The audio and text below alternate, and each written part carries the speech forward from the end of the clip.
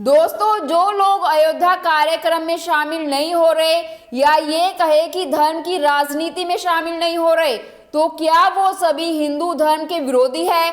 और क्या इसका फैसला भाजपा करेगी? आखिर भाजपा होती कौन है, ये फैसला करने वाली या ये बताने वाली कि कौन हिंदू धर्म विरोधी है, कौन नहीं?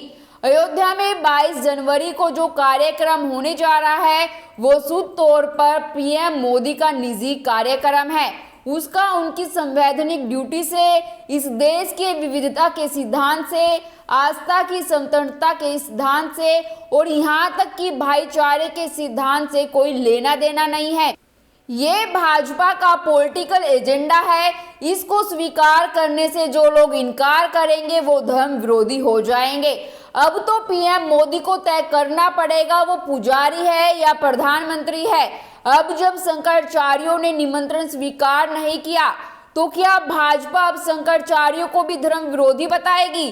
4 शंकराचार्यों ने इस कार्यक्रम से दूरी बना ली है। विपक्ष ने भी इससे दूरी बना ली है। हालांकि विपक्ष का दूरी बनाना एक राजनीतिकरण का हिस्सा है।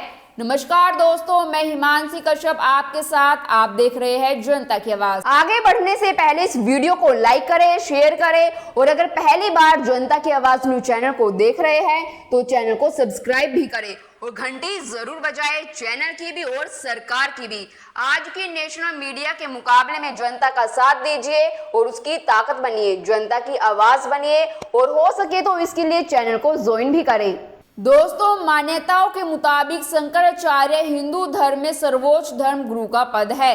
हिंदू धर्म में शंकराचार्यों को सम्मान और आस्था की नजर से देखा जाता रहा है। आदि शंकराचार्य को हिंदू धर्म की दार्शनिक व्याख्या के लिए भी जाना जाता रहा। आदि शंकराचार्य ने हिंदू धर्म के प्रचार प्रसार के लिए 4 मठों की स्थापना की थी। ऐसे में जब राम मंदिर प्राण प्रतिष्ठा कार्यक्रम की तारीख तय हुई तो शंकराचार्यों से भी रुक जाने की कोशिशें हुई। ज्योतिर्मठ शंकराचार्य अभिमुक्तेश्वरानंद सरस्वती ने कहा कि देश के चारों शंकराचार्य 22 जनवरी को प्राण प्रतिष्ठा आयोजन में शामिल नहीं होंगे। शंकराचार्य अभिमुक्तेश्वरानंद सरस्वती के मुताबिक ये आयोजन शास्त्रों के अनुसार नहीं हो रहा है। शंकराचार्य ने कहा, हम एंटी मोदी नहीं है लेकिन हम एंटी धर्म शास्त्र भी नहीं होना चाहते। आज हमारे पास मौका है कि हमें अच्छे से बनाकर प्रतिष्ठा करें, इसलिए हम बोल रहे हैं तो हमें एंटी मोदी कहा जा रहा है। धर्म शास्त्र के हिसाब से ही हम स्वयं चलना चाहते हैं, जनता को चलाना चाहते हैं। राम है ये हमें धर्म शास्त्र ने ही बताया है। जिस शास्त्र से हमने राम को जाना उसी शास्त्र से हम प्राण प्रतिष्ठा भी जानते हैं, इसलिए कोई शंकराचार्य वहां नहीं जा रहा। अब इसी बयान को कांग्रेस के साथ जोड़ा जा रहा है। अब बात कांग्रेस की कर लेते हैं। कांग्रेस ने रामलला की प्राण प्रतिष्ठा से खुद को अलग कर लिया है, लेकिन जिस कांग्रेस ने राम मंदिर का ताला खुलवाने का श्रेय लेने में कोई कसर नहीं छोड़ी, जिस कांग्रेस ने शिला पूजन की इजाजत देने का पूरा क्रेडिट अपने पूर्व प्रधानमंत्री राजीव गांधी को दिया, जिस कांग्रेस के नेता राजीव गांधी ने अपने लोकसभा चुनाव अभियान की शुरुआत ही राम जन्मभूमि से की, उसी कांग्रेस के साथ आज ऐसा क्या हुआ कि रामलला की प्राण प्रतिष्ठा से शामिल ना होने का फैसला कर लिया और जिसके लिए अब पार्टी के अंदर से ही विरोध के सुर उठने लगे हैं। जी हाँ, कांग्रेस के तमाम नेता, चाहे वो आचार्य प्रमोद कृष्णम हो या फिर गुजरात की पोरबंदर सीट से कांग्रेस विधायक अर्जुन मोढवाडिया या फिर हिमाचल प्रदेश में कैबिनेट मंत्री विक्रमादित्य सिंह, सबने अपनी ही पार्टी के फैसले का खुले तौर पर विरोध किया है। विक्रमादित्य सिंह ने तो पार्टी लाइन से अलग जाकर 22 जनवरी को अयोध्या जाने का ऐलान भी कर दिया है।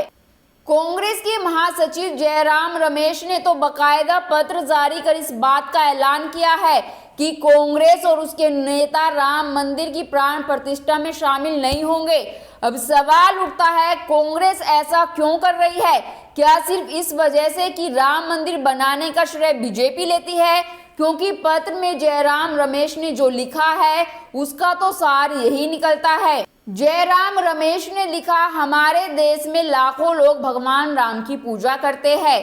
धर्म एक निजी मामला है, लेकिन आरएसएस और बीजेपी ने लंबे समय से अयोध्या में मंदिर को राजनीतिक प्रोजेक्ट बनाया है। बीजेपी और आरएसएस के नेताओं की ओर से अधूरे मंदिर का उद्घाटन स्पष्ट रूप से चुनावी लाभ के लिए किया जा रहा है। दोस्तों, अब कांग्रेस की बात में सच्चाई तो है। बीजेपी ने 1989 के पालपुर अधिवेशन से ही राम मंदिर को अपना चुनावी मुद्दा बना रखा है, लेकिन कांग्रेस ने भी तो राम मंदिर का श्रेय लेने में कोई कसर नहीं छोड़ी। हाँ, ये बात अलग है कि उसे कोई फायदा नहीं हुआ, उल्टे हिंदू वोट बैंक उससे छिटक गया, जिसका नतीजा ये हुआ कि 1984 में 404 सीटें जीतने वाली कांग्रेस 1989 के लोकसभा चुनाव में सत्ता से ही बाहर हो गई। फिर 1991 के लोकसभा चुनाव में भी कांग्रेस ने अपने घोषणा पत्र में राम मंदिर का जिक्र किया, लेकिन ये कहा कि बिना बाबरी गिराए ही अयोध्या में राम मंदिर बनेगा। 1991 में कांग्रेस की जीत हुई, नरसिम्हा राव प्रधानमंत्री भी बने, लेकिन इस जीत में कांग्रेस को राम मंदिर की कोई खास भूमिका दिखी नहीं। क्या कांग्रेस को अब वही दिन याद आ रहे हैं जिसकी वजह से उसने खुद को राम मंदिर से अलग कर लिया है? क्योंकि उसके बाद भी कांग्रेस ने जब जब सॉफ्ट हिंदुत्व का सहारा लिया, चाहे वो गुजरात का चुनाव हो या फिर उत्तर प्रदेश का चुनाव या फिर अभी हालिया बीता मध्य प्रदेश का चुनाव, कांग्रेस को नुकसान ही हुआ है। भले ही राहुल गांधी ने जनेऊ लपेटकर मंदिर मंदिर परिक्रमा की, या फिर प्रियंका गांधी वाड्रा ने नवरात्र के व्रत रखे, या फिर कमलनाथ ने राम कथा का आयोजन करवाया, या फिर भूपेश बघेल ने कौशल्या माता मंदिर बनवाया, उसे चुनावी फायदा नहीं हुआ। अब कांग्रेस से कम मुस्लिम वोट बैंक ना छिटके, इसी ही जुगत में कांग्रेस ने खुद को राम मंदिर से दूर कर लिया है, क्योंकि कांग्रेस को भी पता है पूरे देश में मुस्लिम का वोट करीब 15% है और इसका सबसे बड़ा हिस्सा हमेशा से कांग्रेस के पाले में ही जाता है। इस बार भी जब 2024 के चुनाव है तो कांग्रेस इस वोट बैंक को साध कर रखना चाहती है। दोस्तों, अब सवाल तो ये उठता है, क्यों धर्म गुरुओं की अनदेखी की जा रही है? प्राण प्रतिष्ठा तो धर्म के हिसाब से ही होनी चाहिए, ना कि किसी पार्टी किसी सहूलियत के हिसाब से। नियम के मुताबिक ही कार्यक्रम होना चाहिए। बीजेपी को इससे कोई मतलब नहीं कि कौन नाराज है कौन नहीं, उसे तो बस सबको एंटी मोदी बताना है, चाहे शंकराचार्य ही क्यों ना हो उसमें।